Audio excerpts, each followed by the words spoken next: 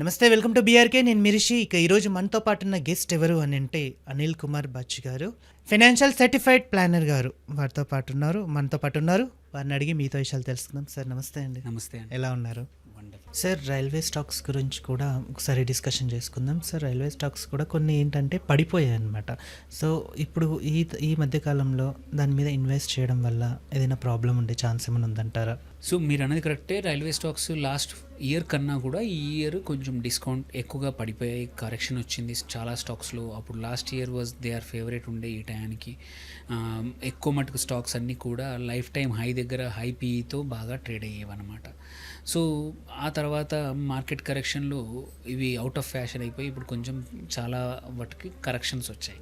So ఇప్పుడు ఏంటంటే మళ్ళీ central government quite a few railway announcements చేస్తూ ఉంది, రైల్వే పర్చేజులు చేస్తూ ఉంది. కొత్త వందే భారత్ ట్రైన్స్ అనౌన్స్మెంట్ చేసింది 30th వరకు. నెక్స్ట్ 5 yearsలో 700-800 వందే భారత్ ట్రైన్లు చేసింది. చాలా కొత్త లైన్లు కానీ, కొత్త కోచ్లు కానీ, కొత్త ట్రైన్స్ కానీ అనౌన్స్ చేసింది అనమాట. ఇలాంటి టైంలో ఏంటంటే కంపల్సరీ ఈ స్టాక్స్ మంచిగా పర్ఫామ్ చేసే అవకాశాలు ఉన్నాయి మళ్ళీ. సో అందుకోసమే ఇన్వెస్టర్స్ ఎవరైతే వాల్యూ హంటింగ్ చేస్తూ ఉన్నారో, తక్కువ ప్రైస్లో కొని మంచి లాభాలు పొందాలనుకుంటున్నారు, it is a good time to buy. ఇట్లాంటి కరెక్షన్ వచ్చిన రైల్వే స్టాక్స్లో పెట్టుకొని కొంచెం లాంగ్ టర్మ్ వెయిట్ చేసి మంచి రిజల్ట్స్ వచ్చే మంచి రిటర్న్స్ సంపాదించుకోవాలనుకుంటే, మంచి లాభాలు సంపాదించుకోవాలంటే మాత్రం కొన్ని స్టాక్స్, రైల్వే స్టాక్స్ బాగా ఉన్నాయి. అందులో ఏవో కొన్ని చెప్తాను. సో ఒకటి ఆబ్వియస్లీ అందరికీ చాలామందికి తెలిసిన పేరే టీటాగర్. సో టీటాగర్ వచ్చేసి ఒకప్పుడు ఉన్న ప్రైస్కి దగ్గర 40% డౌన్ అయింది, 46% డౌన్ అయింది. దగ్గర 1600-1700 ఉండింది, ఇప్పుడు 924 పడిపోయింది. సో ఇంత డిస్కౌంట్తో ట్రేడ్ అవుతున్న స్టాక్ మనం పోర్ట్ఫోలియోలో యాడ్ చేసుకుంటే మాత్రం లాంగ్ టర్మ్కి మంచి లాభాలు రావచ్చు. ఇది చాలా మంచి స్టాకే, చాలా బాగా పర్ఫామ్ చేసింది అండ్ పర్ఫామ్ చేయబోతుంది ఫ్యూచర్లో కూడా. ఇది నంబర్ 1 స్టాక్ విచ్ ఏమంటారు ఇన్వెస్టర్స్ కన్సిడర్ చేయొచ్చు. వాళ్ళ అనాలిసిస్ చేసుకొని, వాళ్ళ ఫైనాన్షియల్ అడ్వైజర్ కానీ వాళ్ళ సొంత అనాలిసిస్తో కావాలంటే ఇన్వెస్ట్ చేసుకోవచ్చు. నెక్స్ట్ బెస్ట్ స్టాక్ ఏంటంటే జూపిటర్ వ్యాగన్స్. ఈ జూపిటర్ వ్యాగన్స్ కూడా దగ్గర 45% తన ఒరిజినల్ టాప్ వాల్యూ నుంచి పడిపోయింది. దగ్గర 1300-1200 నుంచి ఇప్పుడు 670 దాకా వచ్చేసింది. సో చాలా కరెక్షన్ వచ్చేసింది. It is at fair valuation according to me.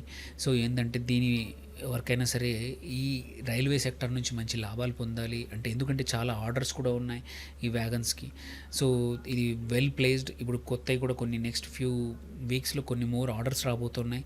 అలాంటప్పుడు ఈ రైల్వే స్టాక్స్ మంచిగా పర్ఫామ్ చేసే ర్యాలీ అవకాశం ఉంది. సో అందులో జూపిటర్ వ్యాగన్స్ కంపల్సరీ ఇంకొక స్టాక్.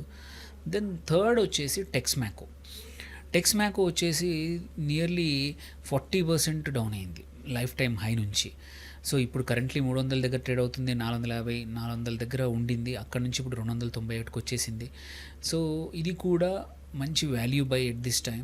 సో ఆల్రెడీ ఏమంటారు ఎగ్జిట్ అయిపోయారు చాలామంది. ఇప్పుడు మంచి ప్రైస్ ఉంది. కొంచెం లాంగ్ టర్మ్కి కావాలంటే ఇది కూడా స్ట్రాంగ్ స్టాక్. ఆర్డర్ బుక్ బాగుంది. సో దీనిలో కూడా మనం ఎంటర్ చేసుకోవచ్చు. దెన్ ఇంకొక 2-3 కంపెనీస్ ఉన్నాయి. ఒకటి Ircon international.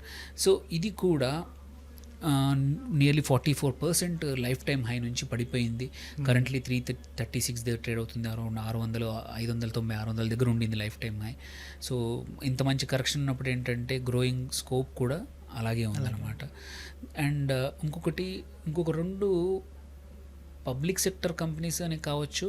RVNL, rail Vikas Nigam limited.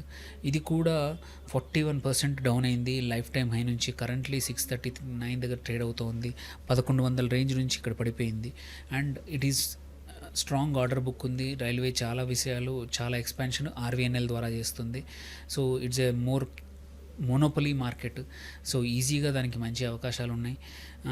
Then ఇంకొక పాపులర్ చాలా లాస్ట్ ఇయర్ 2 years బాగా నడిచిన stock IRFC, Indian rail finance corporation అనమాట. సో ఇది కూడా నియర్లీ 34% డౌన్ అయింది. ఇప్పుడు కరెంట్లీ 220 దగ్గర ట్రైన్ అవుతుంది. ఇంతకుముందు 300 రేంజ్లో ట్రేడ్ అయ్యేది. ఇప్పుడు ఇది కూడా మంచి వాల్యుయేషన్ దగ్గరకు వచ్చేసింది. సో ఈ స్టాక్లో కూడా మనము మంచి పొజిషన్లో ఇప్పుడు ఉన్న పొజిషన్లో మంచిగా తీసుకొని ఎంటర్ అవ్వచ్చు. లాస్ట్ వచ్చేసి ఓరియంటల్ రైల్ ఇన్ఫ్రాస్ట్రక్చర్, ఇది కూడా నియర్లీ 52% డౌన్ అయింది లైఫ్ టైం హై నుంచి. సో ఈ కరెక్షన్ని వాడుకొని జనరల్గా ఏంటంటే మనం ఎప్పుడైనా సరే లాభాలు ఎక్కువ రావాలంటే బై లో, తక్కువలో కొనండి, సెల్ హై అంటాము. ఓకే. సో మనం బై లో చూసుకుంటే ఈ సెక్టార్లో ఉన్న స్టాక్స్, నేను చెప్పిన ఇప్పుడు 6-7 స్టాక్స్ ఏవైతే ఉన్నాయో ఫెయిర్ వాల్యుయేషన్ అనుకున్న ఇంతకుముందు ఆల్రెడీ పెద్ద పొజిషన్ ప్రైస్ దగ్గర ట్రేడ్ అయ్యాయి, ఇప్పుడు కరెక్షన్ వచ్చి కిందికి వచ్చాయి. సో అండ్ ఇలా అన్నీ కాకపోయినా 1-2 మాత్రం చాలా స్ట్రాంగ్ ఆర్డర్ బుక్ ఉంది, స్ట్రాంగ్ ఎగ్జిక్యూషన్ ఉంది, ఇంతకుముందు హిస్టరీ ఉంది. అట్లాంటివి మీరు పిక్ చేసుకోండి, మీ సొంతంగా అయినా సరే, మీ ఫైనాన్షియల్ అడ్వైజర్తో అయినా సరే చేసుకొని స్లోగా అక్యుములేట్ చేసుకుంటూ పోతే ఏంటంటే లాంగ్ టర్మ్లో మంచి రిటర్న్స్. మీరు ఏం చేయాల్సిన అవసరం లేదు, హోల్డ్ చేసి పెట్టుకుంటే ఒక 1 or 2 yearsకి మంచి రిటర్న్స్ వచ్చే అవకాశాలు ఉన్నాయి అన్నమాట. సో హోప్ఫుల్లీ ఇన్వెస్టర్స్ కొంచెం మీ సొంత మా మాట నమ్మకుండా మీ సొంతంగా పర్సనల్ అడ్వైజర్తో మాట్లాడండి. We're not suggesting, we're only it's educational కోసం పర్పస్ కోసమే మాత్రమే స్టాక్స్ సజెస్ట్ చేశాము.